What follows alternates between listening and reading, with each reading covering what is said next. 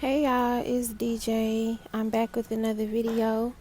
And in this video, I'm sorry for the background noises and things. I'm going against the elements right now. But apparently this word just cannot wait. It's really been on my heart strong. And God is really pushing me to put this word out for those who are in this current season as well. Now, I just want to make it known. I just want to make those aware who click on this video. This video is not going to be for everybody. It's only going to be for a select group, a select few. If this video is not immediate confirmation, if you have to question or wonder whether or not it's confirmation, then it's not for you. But the ones who this video is for, you're going to know without a doubt that this word is for you and it's your word for this season. So God has been speaking to me the word anticipate, anticipate, anticipate. And he will say to me, you aren't waiting, you're anticipating. And if you look up the definition of anticipate versus waiting, anticipate and waiting kind of seem like the same thing.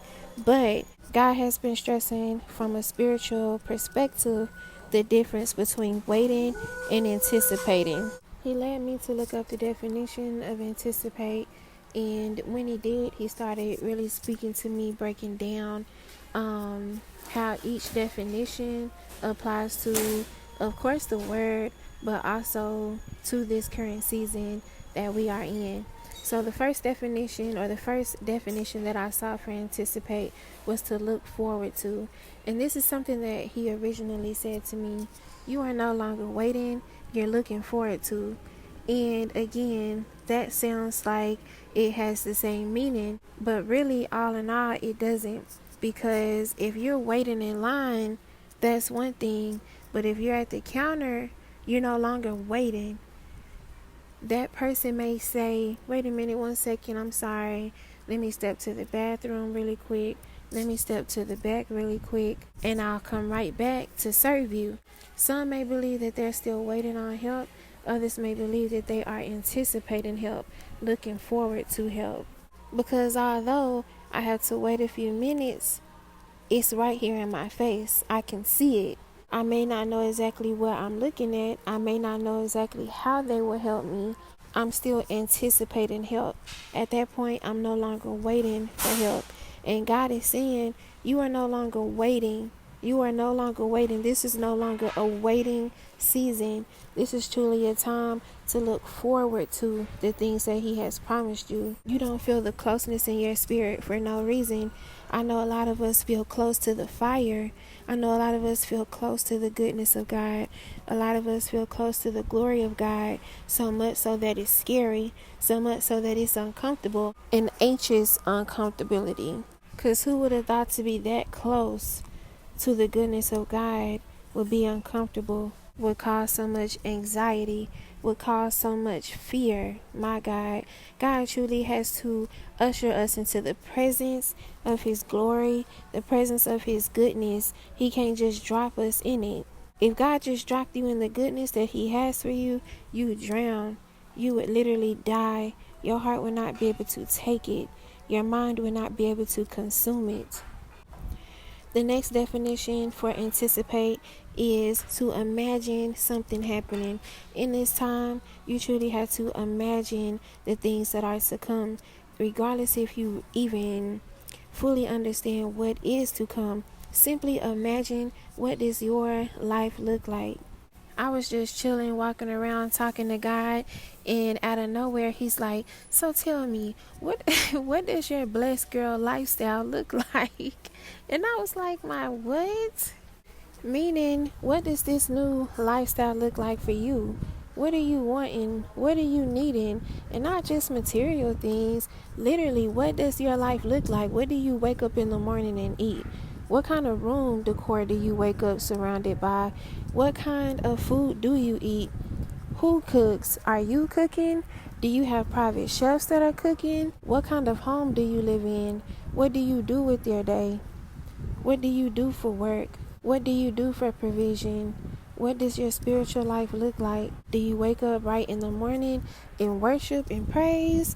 Do you wake up and eat a granola bar first and just kind of sit and meditate on the word? What does that look like for you? What does doing things at your own leisure look like for you? When it comes to anticipating the goodness of God, God is wanting us to begin imagining what that looks like for us. And not only imagining what it will look like, but imagining it actually happening. So sometimes I'll see certain things out and about, and I'm like, you know what? I can see that in my house. I picture it in my house. If I see a business building, I picture me walking around doing business in that place. Whatever that looks like for you, not only imagine what your lifestyle, what your life will look like, but actually begin imagining it happening. The next definition is to think, speak, act, or feel an emotional response in advance.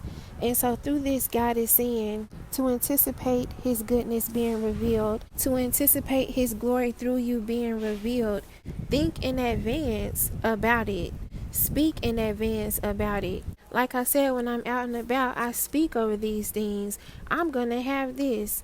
I'm going to have that. Instead of saying I can't wait till, or I really wish, I really do hope, I really pray. No, I say when I get this, once I have, think on those things in advance, speak on those things in advance, and also act on these things in advance.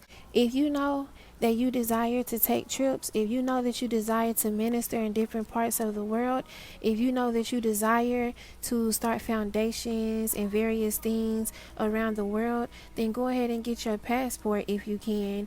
Go ahead and be saving up for your passport if you can. Or if you know that you really want an office in your new home and you're expecting God for a home, and all you got the money for right now is a stapler, some post-it notes, then buy that. Do these things in advance because you're anticipating the goodness of God. You're not only believing for things, you're anticipating those things to come to pass. And when I saw to feel an emotional response in advance, I felt in my spirit to go ahead and feel the joy, go ahead and feel the happiness that those things bring you at the thought of them. Of course, we can't necessarily feel the exact joy of what it would be like to obtain these things, to be walking in these things, because they haven't happened yet and they're completely new to us. But we can allow ourselves to sit in that joy when we do feel it, allow ourselves to sit in that happiness when we do feel it. In this next definition, it basically goes into the last definition that I just gave, but I still feel the need to give this definition. So it's to take action in preparation for something you believe will happen. Because if you feel on your spirit that you're about to move, why you don't know where you're going to get your mattress from? Why you still don't know where you're going to get your bed frame from? Why you still haven't picked out the colors of your decor? Why you still don't know what brand, what model TV you want, computer you want, laptop you want, camera you want, equipment you want? Why don't you know where you're going to get your couch from? That's the difference between anticipating something and waiting on something. Because if I'm waiting on something, I'm waiting on it to just fall out of thin air. And then once it comes, it comes. But when I'm anticipating something, I'm getting prepared. I'm putting myself in position to catch it. And when I catch it, everything is going to fall into place because I already have everything lined up. I already got boom, boom, boom, ready to go. Soon as the provision comes, soon as the place comes, soon as the car comes, I don't have to then figure out, well, so this car dealership doesn't have this car in the color that I wanted. Well, dang, which dealership does? Oh, dang, this mattress place closes at 6 o'clock, and I'm not even sure if I want this bed or another one. So now I'm going to have to sleep on the floor the first 2 or 3 days. I'm glad that I moved in. I'm glad that I'm in here now. But what I'm going to do about a bed? What I'm going to do about a couch? What I'm going to do about silverware? What I'm going to do? No, go ahead and start taking the necessary steps. Go ahead and start taking action in preparation for something that you are believing will happen.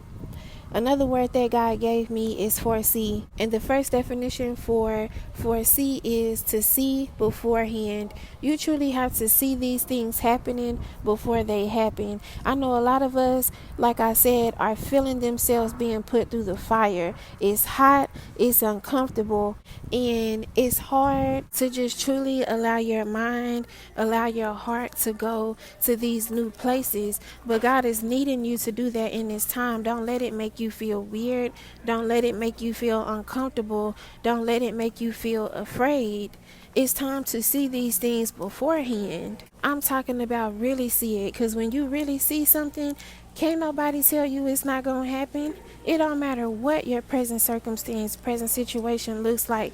It don't matter how uncomfortable it get. That joy should be returning to you. Your peace shall quickly return to you, because I know that I know. And can't nobody tell me nothing different. Can't no devil in hell make me believe any different, because I know what my God told me. I know what my God told me to stand on. I know what my God told me that he was going to come through on, and I'm believing for just that and more. You really have to be in a position to be able to see it beforehand. You have to truly know that it's happening. You have to truly know with everything, every fiber in your being, it's happening. It don't matter when, it don't matter how, it don't matter if it's coming through men, it don't matter if it's coming through my ex-best friend, it don't matter if it's coming through my enemy, it don't matter if it's coming through a squirrel. I know that it's coming because God is not a liar. I know that it's coming because God gave me the expectation, and now he's giving you the anticipation. Anticipate what it is that he has called you to. And the next definition, the last definition for foresee, is to realize or understand something before it happens. And this goes into the 3 questions that you need to know the answer for before God will promote you to this next place. Before God can release what he has on his heart for you, you really have to be able to answer these 3 questions for yourself. The first question is, do you know that you're worth it? Are you still dealing with unworthiness?